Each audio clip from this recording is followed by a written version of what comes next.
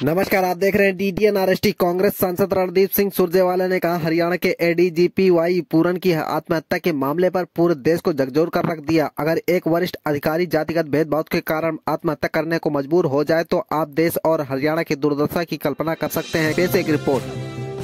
नमस्कार साथियों, हरियाणा के ADGP श्री वाई पूरन कुमार की मजबूरन आत्महत्या ने पूरे देश की आत्मा को झकझोर कर रख दिया। ये एक ऐसी हृदय विदारक और ऐसी मन टूटने वाली घटना है कि जिसने इसके बारे में सुना, पढ़ा, देखा, जो अमनीत जी को, जो वरिष्ठ IAS अधिकारी हैं, और वाई पूरन कुमार जी को और परिवार को नहीं भी जानते, उनकी आंखों से भी आंसू जरूर टपके। हरियाणा में जिस प्रकार से वाई पूरन कुमार जी जैसे ADGP रैंक के अधिकारी को न्याय नहीं मिल रहा, तो आप सोच सकते हैं कि आम साधारण व्यक्ति को न्याय कैसे मिलेगा। एक ऐसे व्यक्ति जो खुद IG पोस्टेड हैं, ADGP रैंक में हैं, IIM अहमदाबाद से निकल कर आए हैं, सत्यम जैसी कंपनी में नौकरी पर आने से पहले काम करते थे और IAS से ज्यादा रैंक लेकर IPS में आए। पत्नी वरिष्ठ IAS अधिकारी हैं। अगर उन्हें न्याय नहीं मिल सकता तो न्याय किसे मिलेगा? जातिगत भेदभाव के शिकार होकर, व्यवस्थागत भेदभाव के शिकार होकर अगर एक वरिष्ठ ADGP अधिकारी को आत्महत्या करनी पड़े तो देश के और खास तौर से हरियाणा प्रदेश के हालात क्या हैं, आप अंदाजा लगा सकते हैं।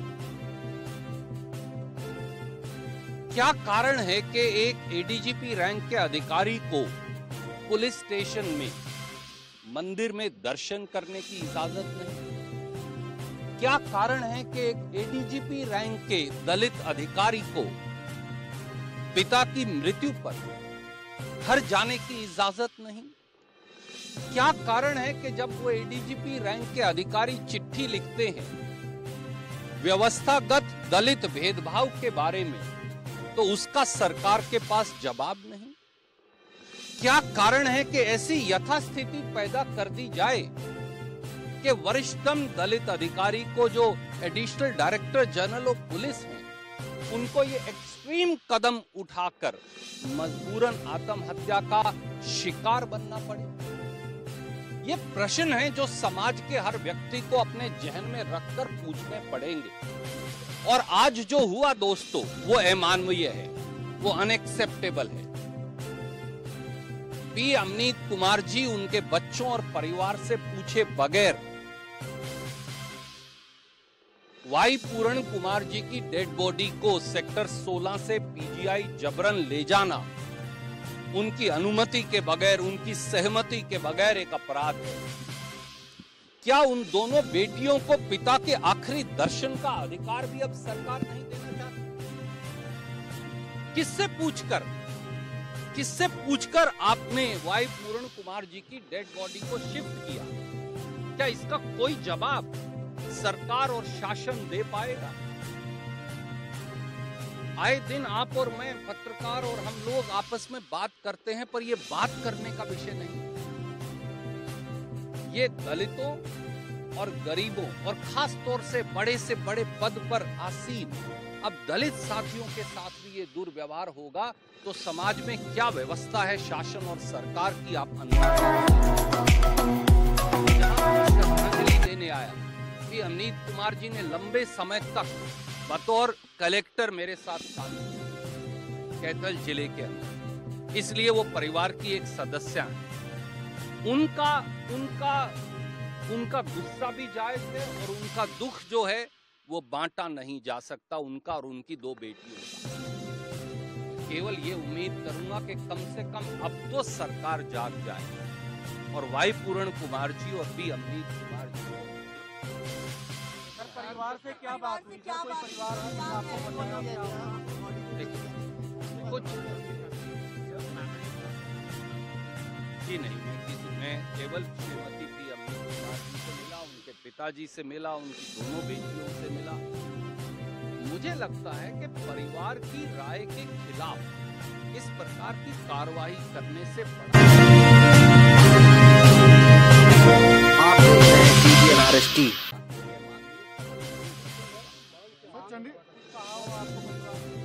पी अमनीत कुमार जी जो कहना चाहती थी उन्होंने लिखकर दे दिया, आपने उसे बाकायदा दिखाया और चलाया है। हम केवल ये कहना चाहते हैं, न्याय की कसौटी पर अब सरकार और शासन को खरा उतरना होगा। ये पूरे देश में हरियाणा सरकार। नमस्कार साथियों, हरियाणा के एडीजीपी श्री वाई पूरन कुमार की मजबूरन आत्महत्या ने पूरे देश की आत्मा को झकझोर कर रख दिया। ये एक ऐसी हृदय विदारक और ऐसी मन टूटने वाली घटना है कि जिसने इसके बारे में सुना, पढ़ा, देखा, जो अमनीत जी को, जो वरिष्ठ आईएएस अधिकारी हैं, और वाई पूरन कुमार जी को और परिवार को नहीं भी जाना, उनकी आंखों से भी आंसू जरूर टपके। हरियाणा में जिस प्रकार से वाई पूरन कुमार जी जैसे एडीजीपी रैंक के अधिकारी को न्याय नहीं मिल रहा, तो आप सोच सकते हैं कि आम साधारण व्यक्ति को न्याय कैसे मिलेगा। एक ऐसे व्यक्ति जो खुद आईजी पोस्टेड हैं, एडीजीपी रैंक में हैं, आईआईएम अहमदाबाद से निकल कर आए हैं, सत्यम जैसी कंपनी में नौकरी पर आने से पहले काम करते थे और आईएएस से ज्यादा रैंक लेकर आईपीएस में आए, पत्नी वरिष्ठ आईएएस अधिकारी हैं। अगर उन्हें न्याय नहीं मिल सकता तो न्याय किसे मिलेगा? जातिगत भेदभाव के शिकार होकर, व्यवस्थागत भेदभाव के शिकार होकर अगर एक वरिष्ठ एडीजीपी अधिकारी को आत्महत्या करनी पड़े तो देश के और खास तौर से हरियाणा प्रदेश के हालात क्या हैं आप अंदाजा लगा सकते हैं। क्या कारण है कि एक एडीजीपी रैंक के अधिकारी को पुलिस स्टेशन में, मंदिर में दर्शन करने की इजाजत नहीं? क्या कारण है कि एक एडीजीपी रैंक के दलित अधिकारी को पिता की मृत्यु पर घर जाने की इजाजत नहीं? क्या कारण है कि जब वो एडीजीपी रैंक के अधिकारी चिट्ठी लिखते हैं व्यवस्थागत दलित भेदभाव के बारे में तो उसका सरकार के पास जवाब नहीं? क्या कारण है कि ऐसी यथास्थिति पैदा कर दी जाए कि वरिष्ठतम दलित अधिकारी को, जो additional director general of police है, उनको ये एक्सट्रीम कदम उठाकर मजबूरन आत्महत्या का शिकार बनना पड़े? ये प्रश्न है जो समाज के हर व्यक्ति को अपने जहन में रखकर पूछने पड़ेंगे। और आज जो हुआ दोस्तों, वो अमानवीय है, वो अनएक्सेप्टेबल है। पी अमनीत कुमार जी उनके बच्चों और परिवार से पूछे बगैर वाई पूरन कुमार जी की डेड बॉडी को सेक्टर 16 से पीजीआई जबरन ले जाना, उनकी अनुमति के बगैर, उनकी सहमति के बगैर एक अपराध है। क्या उन दोनों बेटियों को पिता के आखिरी दर्शन का अधिकार भी अब सरकार नहीं देना चाहती? किससे पूछकर आपने वाई पूरन कुमार जी की डेड बॉडी को शिफ्ट किया? क्या इसका कोई जवाब सरकार और शासन दे पाएगा? आए दिन आप और मैं, पत्रकार और हम लोग आपस में बात करते हैं, पर यह बात करने का विषय नहीं है। ये दलितों और गरीबों और खास तौर से बड़े पद पर आसीन अब दलित साथियों के साथ भी ये दुर्व्यवहार होगा तो समाज में क्या व्यवस्था है शासन और सरकार की आप अंदाजा लगा सकते हैं।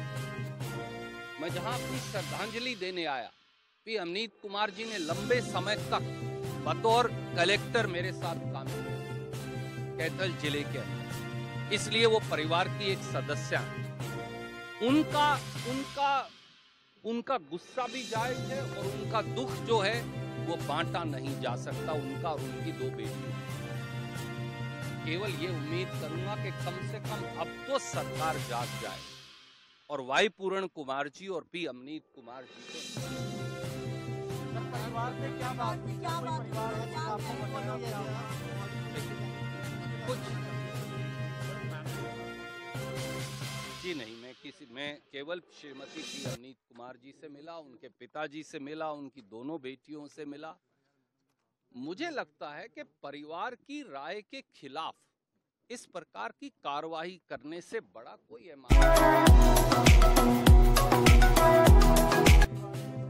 पी अमनीत कुमार जी जो कहना चाहती थी उन्होंने लिखकर दे दिया, आपने उसे बाकायदा दिखाया और चलाया है। हम केवल ये कहना चाहते हैं न्याय की कसौटी पर अब सरकार और शासन को खरा उतरना होगा। ये पूरे